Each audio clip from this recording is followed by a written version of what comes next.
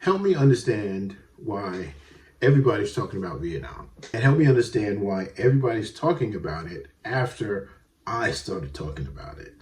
In Taiwan International Airport. And I go back to 2017.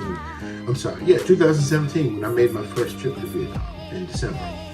And I've since been there actually more times than the Vietnamese people that I work with in my community. I've been there more times than they have.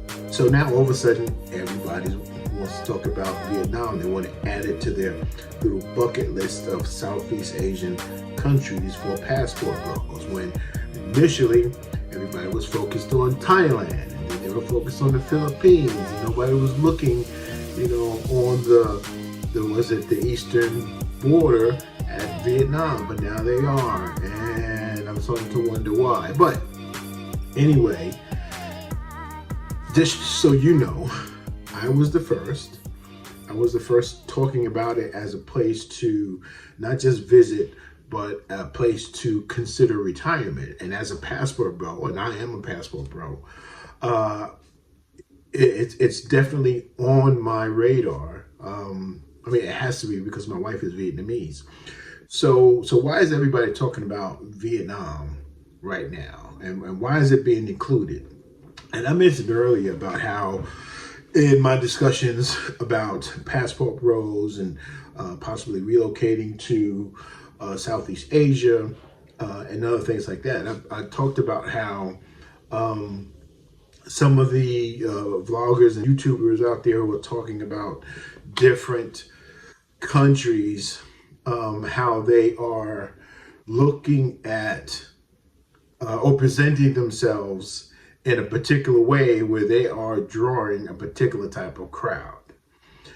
Now, that crowd is not my crowd. It's not me. I don't stand for them. I don't represent them. I don't do anything about that. I'm not about the videos with the women, shaking their booties and all that kind of stuff, and barely wearing any clothes, and that's not my thing. And so, when I try to make these videos, I try to talk to the people who have similar qualities as I do. Basically, I am my own avatar, so to speak. So, but what happened with those other videos is I think they start to draw the attention of people who don't really have, really good intentions. They just want to play. And there's nothing wrong with just playing, but you can't play with people's lives. And that's what has manifested itself over the last few years. A lot of folks, a lot of men from Western countries have gone to Southeast Asia, and they have played with folks' lives. And in many of their cases, they played around with their own lives, and they paid the price. But that's its own thing. What I am interested in is this new attention that Vietnam is getting. And obviously, I'm happy about it, but it's not being delivered with, in the right flavor. It's not being delivered with in the right mindset, because they haven't really spent some time. If you go to Vietnam as a tourist, you don't really experience the real Vietnam. I went there as a family member. And so I had a completely different experience, and it's the experience that if you go there for long-term stays, or if you go there because you got married to a local, or you go there because you're engaged to a local, you'll have a different type of experience than a tourist will have. And so there's two videos that come to mind, and it's Good Brother. He's out there, he's doing his thing. But one of the videos was they had a title, and it said, "Would you date a woman from Thailand who worked as a dancer? Would you date somebody like that? Could you make them your wife?" And my question is, why? Why would I want to? But my question now to people now who have a choice, who haven't already fallen for that person, why? Why would you Why would you choose that? You know, when there's so much else out there in terms of someone who's compatible to be a wife and or a companion or a helpmate or soulmate or whatever. Why would you choose someone who is obviously going to show some trauma from their job? They're going to bring that home, and for someone to say, "Oh, I'm immune to it," or "Oh, I don't," it doesn't affect me. That's never the truth. It's never the truth. So that was the first video that just kind of opened my mind. I said, what are these people thinking when they ask questions like that of their audience? Where do they see their audience? How do they see them? I look at you guys as smart, articulate, business-minded, family-minded people who want to get out of the rat race and have a relationship in this second half of your life. Because that's who I am. I wanted to have a relationship. Getting back to the whole thing, why would you choose someone who's obviously going to have some sort of trauma from their work experience as a wife or as a spouse? Why would you choose that? There's no reason to choose that, to deliberately choose that when you have options. If you don't have options, well, okay, that's a different story. But if you have options and somebody's asking you choice one or choice two, and this is choice one, why is that even a choice?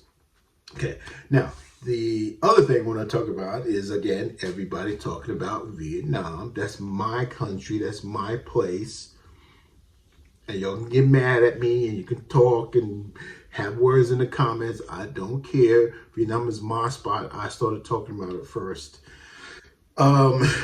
Here's the thing. Okay. Vietnam ain't like Thailand. Vietnam ain't like the Philippines. Vietnam ain't like Cambodia. And a lot of the things that the folks who are drawn to videos where they have yacht parties and women in bathing suits and scantily clad and twerking and showing off their body and things like that, those countries where that is prevalent is not like Vietnam. And the people who are attracted to those countries and to that visual is not the type of person who would typically have an enjoyable experience in Vietnam. Vietnam is very family oriented. Vietnam is very peaceful. Vietnam is very orderly in terms of law, government, paying attention, doing what you're supposed to do, not getting in trouble. No drugs in Vietnam. There's a place for everything and everything in its place. Yes, there's probably some sort of red light district where isn't there a red light district. But that's where it is and that's where it belongs. And otherwise, there's no outward crazy, scandalous craziness going on. There's none of that, and part of that is because the culture doesn't tolerate it. And when the culture doesn't tolerate it, it brings immediate shame and consequences to the person who's doing that. Unlike other countries, like America, who we try to tolerate that, we try to find an excuse why someone's behaving a certain way or doing a certain thing where we all know that they shouldn't. So that's not what is happening in Vietnam. And I'm not saying this as a tourist. I'm saying this as a person who visited Vietnam, spent time with family in another place, traveled. Yes, I did the tourist thing. Yes, I spent time with my wife's family when they was working on a farm. Yes, I did all of those things. And I went to the big city and did, the tourist track thing.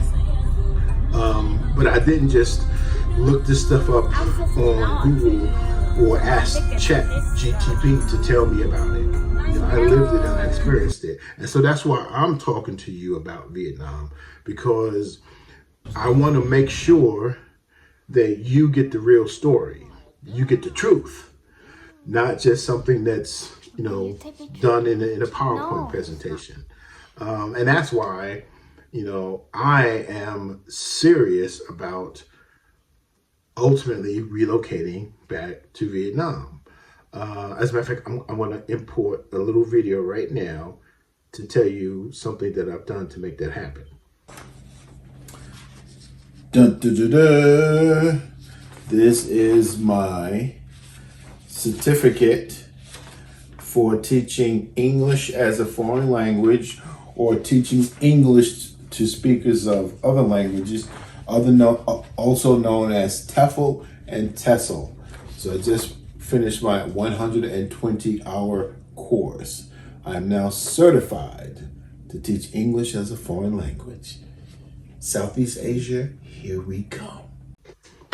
You got it. There it is. And this is done in preparation for down the road being in Vietnam.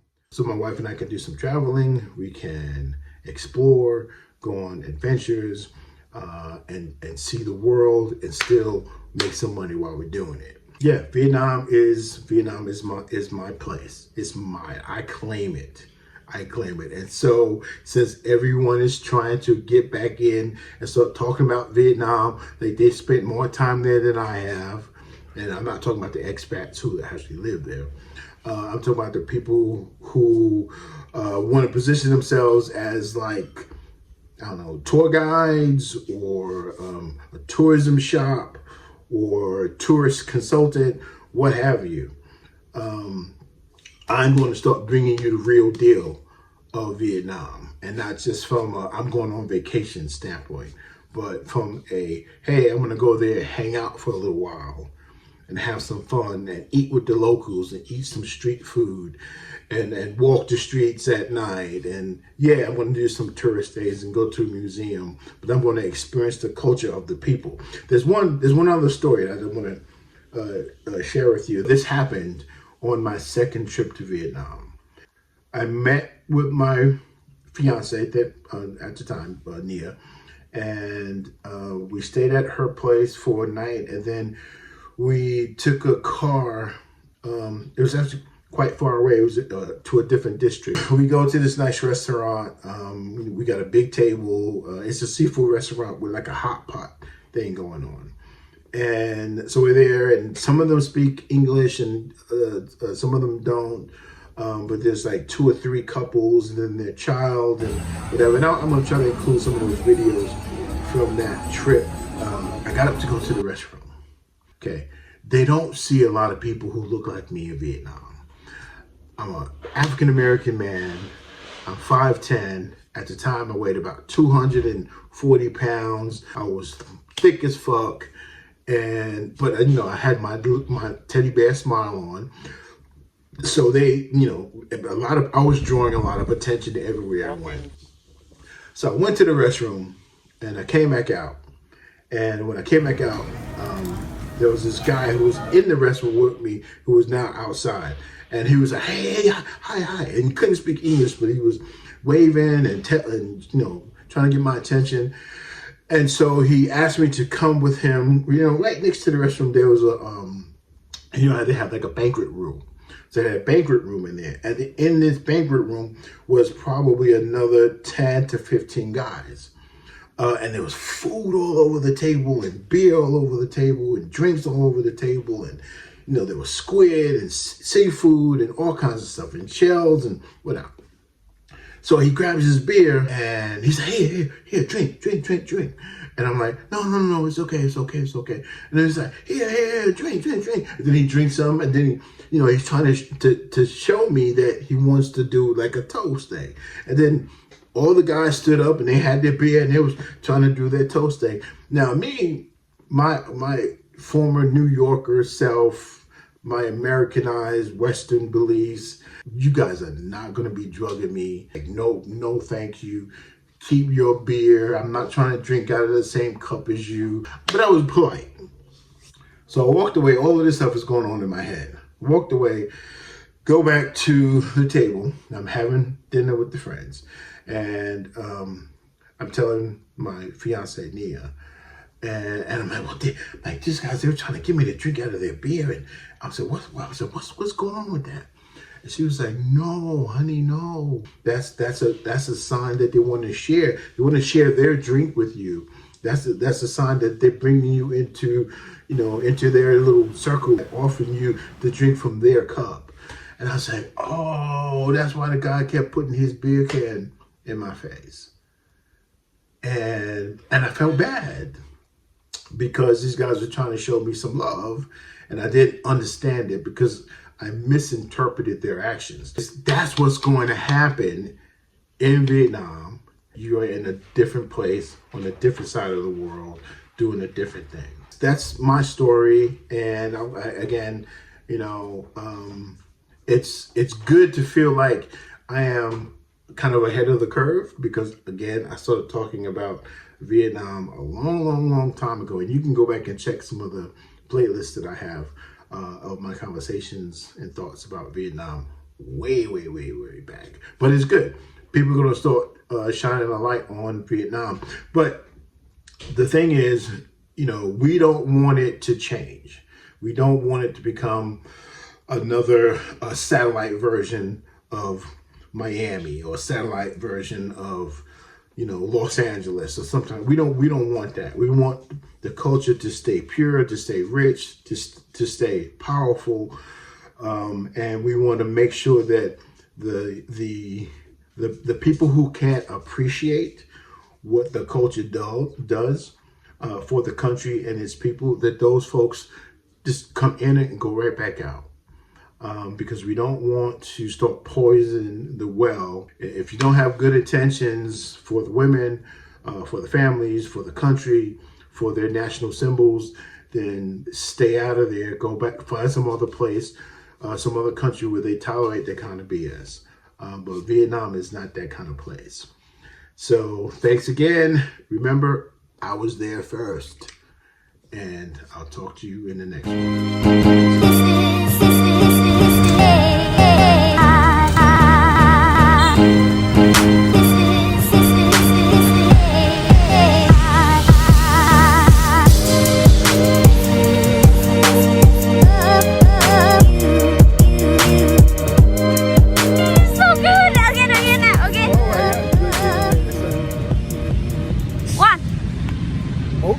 Hai, ba, bốn, năm, sáu, bảy,